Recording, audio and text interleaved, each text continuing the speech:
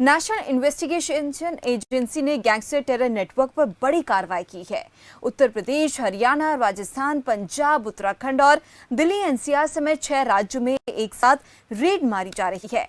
NIA कुल मिलाकर 51 जगहों पर रेड कर रही है। पंजाब, हरियाणा जैसे राज्यों में छिपकर बैठे गैंगस्टर्स के संबंध खालिस्तानी आतंकियों संग होने के सबूत मिले हैं।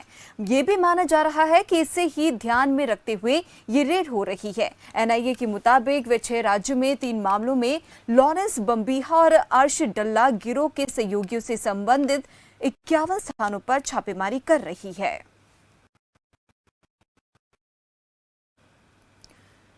तो यहाँ पर आपको बता दें कि एनआईए ने पंजाब के 30 इलाकों में छापेमारी की है, तो वहीं राजस्थान में 13, हरियाणा में 4, उत्तराखंड में 2, दिल्ली एनसीआर और यूपी में एक जगह छापेमारी लगातार चल रही है।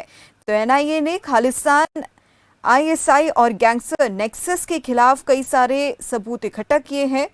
कई गैंगस्टर से पूछताछ के दौरान भी ये सामने आया है कि वो नेक्सस का इस्तेमाल टेरर फंडिंग, हथियार सप्लाई और विदेशों से देशी विरोधी गतिविधियों को अंजाम देने के लिए किया करते हैं, जिसके चलते ये बड़ी कार्रवाई की जा रही है टीम की तरफ से। तो राष्ट्रीय जांच एजेंसी ने गैंगस्टर और खालिस्तानी आतंकियों के खिलाफ बड़ा फैसला लेते हुए देश के कई राज्यों में छापेमारी की है। गैंगस्टरों की तलाश में एनआईए ने दिल्ली एनसीआर, उत्तर प्रदेश, हरियाणा, राजस्थान, पंजाब और उत्तराखंड के करीब 50 से ज्यादा इलाकों में छापेमारी की है। और एनआईए ने ये कदम आतंकवादियों और ड्रग्स डीलर के बीच साठ गांठ को खत्म करने के मकसद से उठाया है। दरअसल आपको बता दें कि भारत में बैठे आतंकी मददगार विदेशों में रह रहे आतंकियों और गैंगस्टरों को हवाला चैनल के माध्यम से हथियार और ड्रग्स की सप्लाई करते हैं। तो लगातार टीम की तरफ से ये बड़ी कार्रवाई जो है की जा रही है। करीब 6 राज्यों में एनआईए की तरफ से कार्रवाई चल रही है।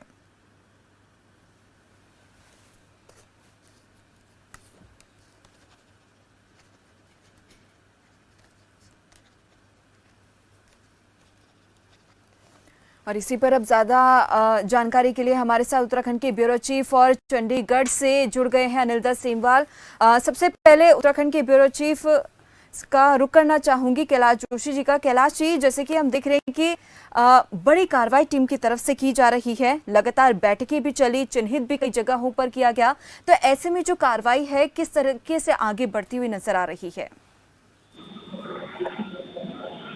बिल्कुल दीपाली, देखिए जिस प्रकार से सुबह से ही ताबड़तोड़ एनआईए की छापेमारी तमाम स्थानों पर चल रही है, वहीं अगर उत्तराखंड की बात करें तो उत्तराखंड के उधम सिंह नगर जनपद के विकास खंड बाजपुर के धनसारा गांव में इस वक्त जो छापेमारी है वो चल रही है। वहां पर छापेमारी में एक विद्यालय है, धनसारा प्राथमिक विद्यालय, वहां पर स्कूल में पूछताछ चल रही है, प्लस वहीं जो आसपास के जो घर है उनमें भी इस वक्त पूछताछ चल रही है। हालांकि जो विजुअल आपको भेजे गए हैं उसमें अभी गेट पर ताला लगाया गया है, क्योंकि गेट के अंदर जाने की परमिशन किसी को नहीं मिल रही है।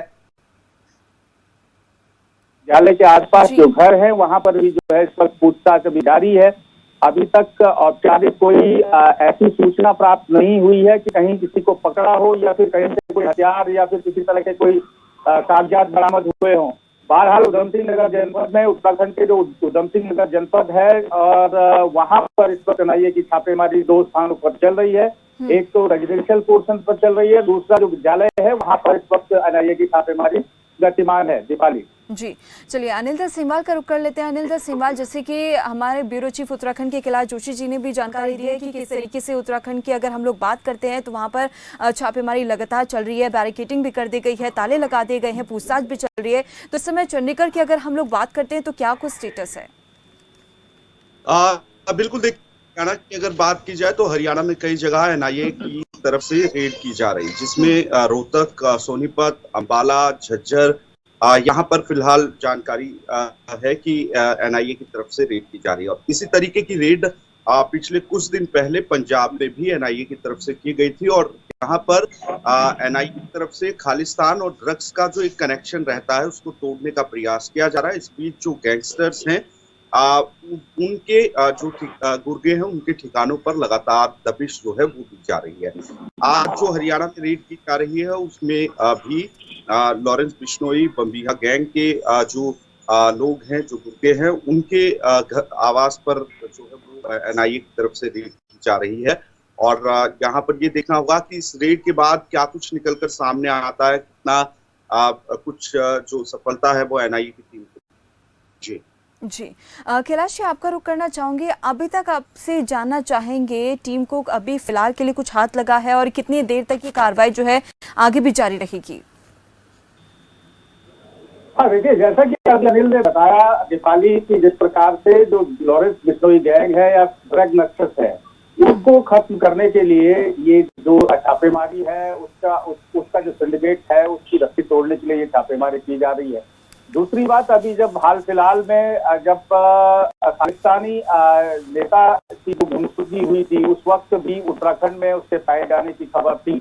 और यहाँ पर जो भी संवेदनशील एरियाज है, चाहे उधम सिंह नगर हो, जसपुर हो, काशीपुर हो, सहारनपुर हो, इन तमाम ऐसे स्थानों पर जो है एनआईए नजर है।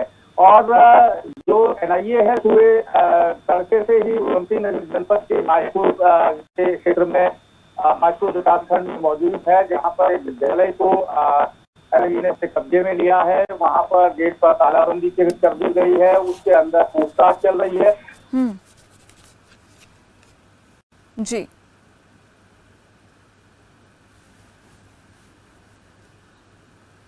ठीक है, चलिए अनिल दत्त सिंहवाल की तरफ रुख कर लेते हैं। अनिल दत्त सिंहवाल, आपसे ये जानना चाहेंगे कि अभी कौन कौन से एरियाज जो है हरियाणा में संवेदनशील है और टीम ने अपने कब्जे में ले लिया है फिलहाल के लिए?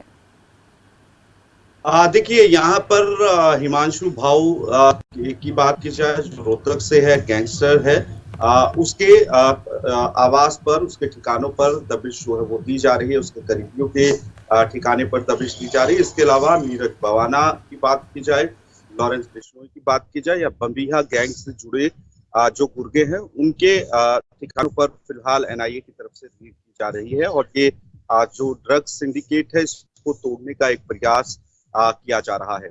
और इस तरीके की जो रेड है वो कई राज्यों में फिलहाल चल रही है। और बड़े स्तर पर इस रेड के बाद सफलता जो है वो एनआईए को मिलेगी। हालांकि इस पूरी रेड की जो जानकारी है आधिकारिक, वो अभी तक एनआईए की तरफ से नहीं दी गई है कि हरियाणा में कौन कौन से ऐसे ठिकाने हैं और किस तरीके की अपडेट अभी एनआईए के पास इन तमाम चीजों को लेकर है। जानना चाहेंगे कि कब तक जो है ऑफिशियल स्टेटमेंट एनआईए के ऑफिसर की तरफ से दी जा सकती है, कि अभी तक क्या कुछ रहा? देखिए, जब ये पूरी रेड पूरी होगी, जो जिस तरीके की कार्रवाई अभी चल रही है उसमें जब ये कार्रवाई पूरी होगी तो उसके बाद देखना होगा कि क्या जानकारी दी जाती है। अक्सर एनआईए की तरफ से जो रेड की जाती है और उसकी जो भी इंफॉर्मेशन रहती है वो काफी गुप्त रखी जाती है। अगर इसमें बड़े स्तर पर जो ड्रग सिंडिकेट है उसको तोड़ने का प्रयास जो एनआईए की तरफ से लगातार किया जा रहा है, इसमें बड़े स्तर पर बरामदगी जो है वो की जाती है एनआईए की तरफ से, तो देखना होगा कि इसमें क्या खुलासा फिर किया जाता है। जी ठीक है, अनिल जी आपके पास वापस लौटूंगी। अवनेंद्र सिंह का फटाफट रुक कर लेते हैं। अवनेंद्र सिंह, जैसे कि हम देख रहे हैं कि करीब 7 राज्यों में जो है एनआईए की तरफ से छापेमारी चल रही है, तो इस समय दिल्ली से क्या कुछ अपडेट निकलकर सामने आ रहा है? दिल्ली में कितने जगहों पर छापेमारी की जा रही है अब तक? बिल्कुल दीपाली, देखिए जिस तरीके से लगातार आईएनआईए के जो है लगातार जो है छापेमारी चल रही है, जिस तरीके से खालिस्तानी जो गैंग है उनको ढूंढने की कोशिश की जा रही है, जिस तरीके से कल बैठक हुई थी, जिस तरीके से जो लगातार खालिस्तानी है कहा जाए, जिस तरीके से फंडिंग कर रहे थे उनके लेकर जो जिस तरीके से आज जो है रेड कई जगहों पर रेड पड़ी है, चाहे उत्तर प्रदेश की बात करें, उत्तराखंड की बात करें, दिल्ली की बात करें, हरियाणा की बात करें, तमाम तरीके से जो लगातार है एनआईए लगातार जो है जिस तरीके से जो फंडिंग करते हैं बाहर से, और तमाम जो जिस तरीके से भारत के जो एक नागरिक कनाडा में था, जिस तरीके से उसकी मौत हुई, वहां पर गोली मार दी गई, हत्या करने के बाद जिस तरीके से भारतीय जो प्रधानमंत्री थे नरेंद्र मोदी वो एक्शन में आए, उन्होंने जो तमाम वीजा थे वो निरस्त कर दिए थे कि जब तक जो है किसी तरीके से सही से बात नहीं हो जाती है, तमाम जो ऐसे मुद्दे थे उनका लेकर के खालिस्तानियों के खिलाफ कार्रवाई नहीं होती है तब तक के लिए। तो अब ये बड़ा एक्शन एनआईए का देखने को मिल रहा है, जिस तरीके से लगातार आज सुबह से ही कई जगह पर जो है रेड पड़ी है, लगातार छापेमारी चल रही है। अब देखने वाली बात होगी किस तरीके से जो है खालिस्तानियों को खत्म करने का जो है एनआईए करती है, किस तरीके से गिरफ्तार भी करते हैं। जबकि आज ये भी जानकारी मिल रही है। कोई एक गैंगस्टर था जो काफी समय से फरार चल रहा था, एनआईए ने जो है उसे भी पकड़ लिया है। जी दीपाली। जी चलिए कैलाश जी की तरफ रुक कर लेते हैं। कैलाश जी, जैसे कि हम देखते हैं कि जस्टिन ट्रूडो जब G20 की बैठक में शामिल होने के लिए भारत आए थे तो उस समय जो है उसके बाद आरोप उनकी तरफ से लगाए गए भारत पर, लेकिन भारत की तरफ से पूरी तरीके से उनके आरोपों को नाकार कर दिया गया, दरकिनार कर दिया गया। उसके बाद जो है बड़ी कार्रवाई अब जो है अमल में लाई जा रही है। बिल्कुल दीपाली, देखिए जिस प्रकार से लगातार भारत में ड्रग नेक्सस जो है बढ़ता जा रहा है और ड्रग माफियाओं के हौसले बुलंद हैं, क्रिमिनल केसेस बढ़ रहे हैं और लगातार आतंकी संगठनों का जो शरण स्थल है वो भारत बनता जा रहा है। क्योंकि भारत में अधिकतर जो इलाके हैं वहां पर अगर देखें तो कहीं न कहीं चाहे खालिस्तानी हो, चाहे लॉरेंस बिश्नोई का गैंग हो, चाहे जो सूरी गैंग हो, इन तमाम ऐसे जो गुंडा मठाधीश है, जिनके जो लोग हैं वो कहीं न कहीं उत्तराखंड में भी शरण लेते हुए नजर आते हैं। तो जिस प्रकार सुबह से ही ताबड़तोड़ जो एनआईए की छापेमारी चल रही है और मैं लगातार अपने दर्शकों को बता रहा हूँ कि उत्तराखंड के जो उधम सिंह नगर है, जिला नैनीताल के से सटा हुआ है और वहां पर जिस प्रकार से बाजपुर ब्लॉक के अंदर जो गांव है, उस गांव में जो स्कूल है, स्कूल पर सुबह से आईएनए ने उसको अपना रेड कॉर्नर बना रखा है, उसमें तालाबंदी की है, उसके अंदर बच्चों से पूछताछ हो रही है, वहां के अध्यापकों से पूछताछ हो रही है। उसके साथ जो ग्रामीण परिवेश है, गांव है, वहां पर उन लोगों से पूछताछ हो रही है। एनआईए ये खंगालने की कोशिश कर रही है कि कौन कौन से ऐसे लोग हैं जो जिनको एनआईए की फंडिंग मिलती है, बाहर से फंडिंग मिलती है, उसका इस्तेमाल कहां पर किया जाता है।